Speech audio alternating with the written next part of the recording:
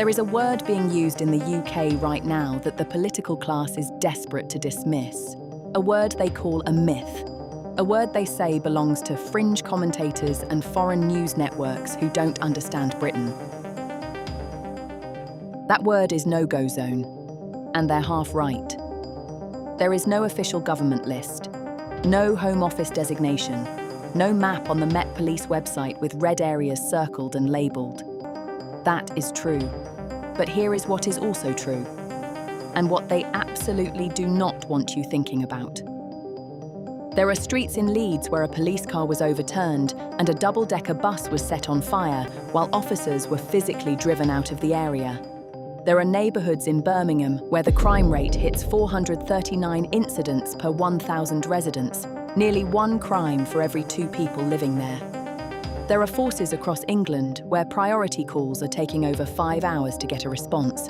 There is a national charge rate for all crime in England and Wales sitting at just 7.3%, meaning 93 out of every 100 crimes committed in this country result in nobody being punished. You can call it what you want. A postcode lottery, a policing crisis, a law enforcement gap, a systemic failure. We're going to call it what ordinary people living inside it already know it to be. And we are going to prove it, city by city, with government data, police statements, and the kind of numbers that politicians quietly bury in a spreadsheet and hope you never find. But before we get into the cities themselves, the reason you are watching this channel is because the mainstream press covers these stories for 48 hours and then moves on. We don't move on. If this is the kind of reporting you think Britain needs, subscribe right now.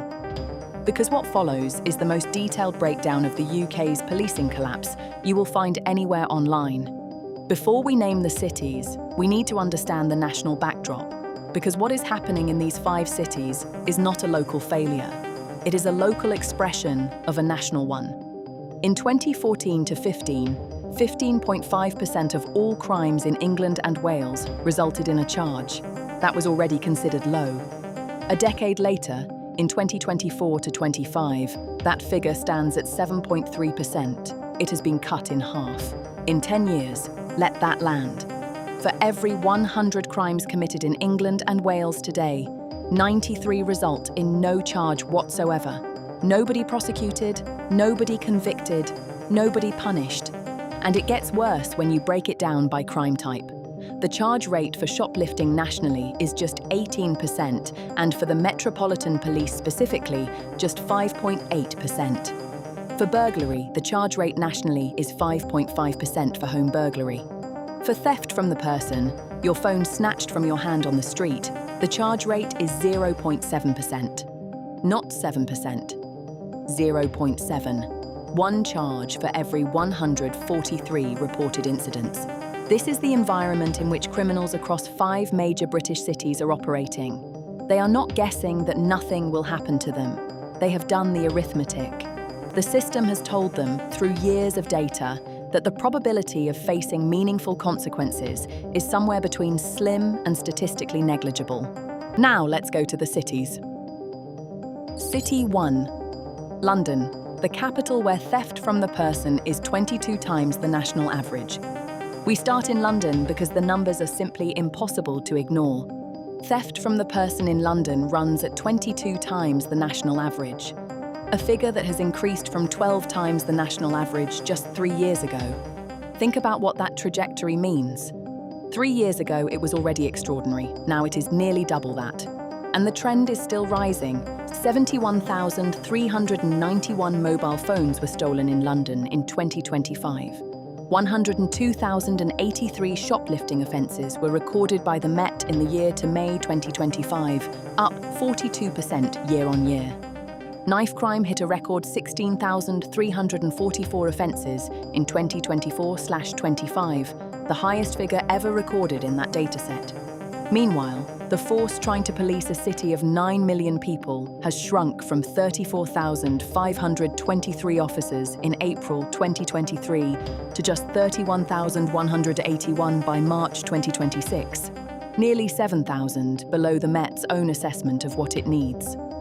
The Met attends fewer than half of shoplifting reports. Its charge rate for shoplifting, 5.8%, is the worst of any police force in the entire country. The result is visible on the streets. In Westminster, the single most theft-affected borough in England, 3,752 robberies and 66,623 thefts were recorded in 2024 alone. Tourists, commuters, students, office workers. Anyone moving through the centre of Britain's capital city is operating in an environment where the probability of being robbed is real and the probability of their attacker being caught is not. City 2, Birmingham. 439 crimes per 1,000 people in one ward and counting. Move north and west to Britain's second city, and the picture does not improve. West Midlands Police recorded 308,989 crimes in 2024/25 across its area, which covers Birmingham, Coventry, Wolverhampton and surrounding districts.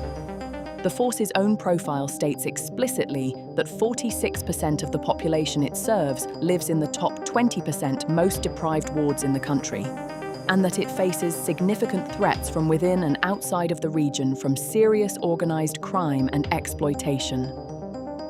That is West Midlands Police describing its own area in official documentation submitted to His Majesty's Inspectorate of Constabularies. At ward level, the figures are staggering. Ladywood in Birmingham records 439 crimes per 1,000 residents, the highest of any ward in the city. Bordersley and Highgate follows at 342 per 1,000. These are not abstractions. These are streets, residential addresses, places where people wake up, send their children to school, walk to the corner shop. And Birmingham tops the national list for violence with injury, recording 14,766 incidents of violence with injury and 24,970 without injury in the year ending December 2024. Overall, Birmingham's crime rate runs at 136 to 137 crimes per 1,000 residents, with inner city areas carrying disproportionately higher rates of robbery and knife crime. No-go zone? Again, officially, no. But when nearly half your population lives in the most deprived fifth of English wards, when your own force acknowledges organised crime threats in official documentation, and when individual wards record crime rates approaching 1 incident per 2 residents, the semantics of the label matter less than the reality of the lived experience. City 3. Leeds and the Night Hare Hills proved the critics right. In July 2024, the argument about whether certain British neighbourhoods had effectively become ungovernable stopped being theoretical.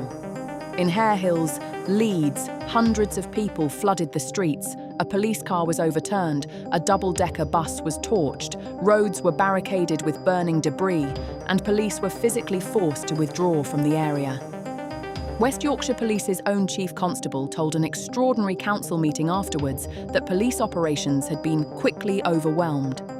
The West Yorkshire Police Federation described it as an appalling breakdown of social order.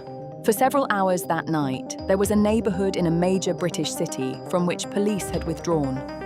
Whatever you call that, whatever label you put on it, it was not a functioning law enforcement environment, and this was not a one-off. On Bonfire Night the same year, riot officers were again deployed in Hare Hills as groups threw fireworks at police, set bins alight, barricaded roads and damaged police vehicles, buses and cars. 13 people were charged with violent disorder. The pattern repeated.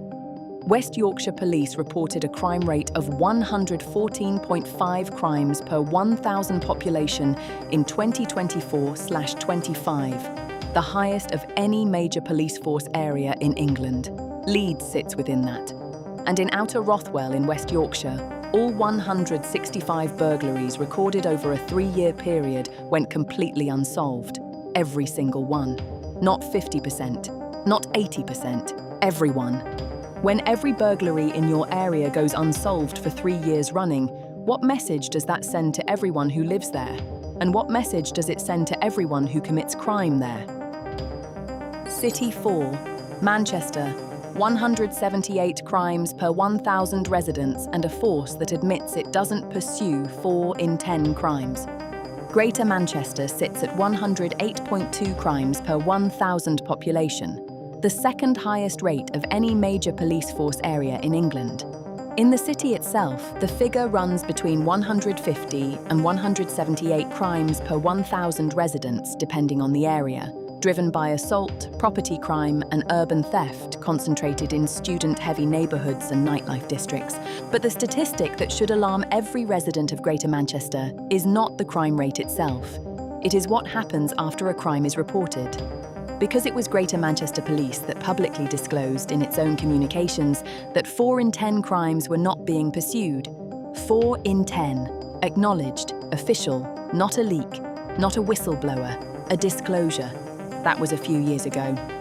The national charge rate has since fallen further, from already low levels to the current 7.3% floor. The direction of travel has not reversed. What this means in practice for a Manchester resident is straightforward. If you are the victim of a crime, you have better than a 9 in 10 chance of being told that nobody will be charged. If your home is burgled, the charge rate nationally for residential burglary sits at just 5.5%, and the worst performing forces go as low as 2.2%. If your phone is stolen on the street, the national charge rate is 0.7%. Criminals in Greater Manchester are not operating despite enforcement. They are operating because of its absence. City 5. Liverpool, repeat offending, 152 crimes per 1,000, and the prosecution void. Liverpool rounds out our 5 cities with a crime rate of approximately 152.8 crimes per 1,000 residents, above the national average, concentrated in burglary, theft, and drug-related offences in specific neighbourhoods that have carried elevated crime levels for years. The persistent challenge in Liverpool, acknowledged by analysts and residents alike, is repeat offending. The same individuals, the same streets, the same offences. Cycling through a system that consistently fails to remove prolific criminals from circulation long enough for communities to recover. This is not unique to Liverpool. It is a national problem given a particularly sharp edge in cities with high concentrations of deprivation and limited economic opportunity. But it is in cities like Liverpool where the abstract failure of national prosecution rates becomes concrete and personal. When 92% of burglaries nationally are going unsolved, when 143,000 burglary investigations in 2025 were closed without identifying any suspect, the communities that bear the highest crime rates are the ones bearing the highest cost of that failure. When 393 burglary cases are abandoned every single day without resolution, as the data shows, those abandonments are not evenly distributed across Britain. They concentrate in exactly the kinds of areas we have been discussing in this video. Now here is the part that the government, of whichever party, least wants discussed. The Home Secretary has announced new targets requiring police to reach the most serious incidents within 15 minutes in cities. This sounds like action, but it was announced as a response to the existing reality, which is that some forces were averaging over 18 hours to respond to priority calls. 18 hours for a priority call. The Liberal Democrats, analysing FOI data from 19 police forces, found the worst performing, Gloucestershire, averaging 18.5 hours for priority responses. That is not a slower police force. That is an effectively absent one for the duration of that response window. In West Midlands, covering Birmingham, the average response time for immediate calls had already risen from under 11 minutes in 2015 to over 23 minutes by 2018. The trajectory has not magically reversed since then. Officer numbers have not grown, the population has not shrunk, demand has not fallen. What we are witnessing is not a police service that has chosen to stand down. It is a police service that has been systematically defunded, understaffed, and asked to cover more ground with fewer people. And the natural consequence is a triage system where the majority of crimes, in the majority of areas, receive no meaningful response at all. And when that happens consistently, in the same postcodes, over years, the effect is functionally indistinguishable from a no-go zone. Not because police refuse to enter, but because by the time they arrive, or if they arrive at all, the moment for intervention has passed, the criminal has gone, and the community has learned, viscerally, repeatedly, through experience, that the law does not reliably apply in their street. The people living in Hare Hills did not choose to live in an area where a riot was possible. The residents of Ladywood did not design a neighbourhood with 439 crimes per 1,000 people. The shop workers in Birmingham, Manchester, Liverpool, Leeds and London, showing up every morning to jobs that now carry a realistic daily risk of violence, did not create this environment. They are living inside the compounding consequences of decisions made in Westminster, in budget settlements, in officer recruitment caps, in prosecution policies, in sentencing frameworks, that have, over a decade, transferred effective impunity from a rare exception to a statistical expectation. The citizens demanding answers are not demanding the impossible, they are demanding the basic. They want crimes reported to be crimes investigated to sometimes result in charges. A charge rate of 7.3% in 2024/25, when in 2014/15 it was 15.5%, is not the product of crime getting harder to solve. It is the product of a system with fewer investigators, slower responses, stretched resources, and a political class more comfortable debating labels than confronting data. No-go zones. Officially, no.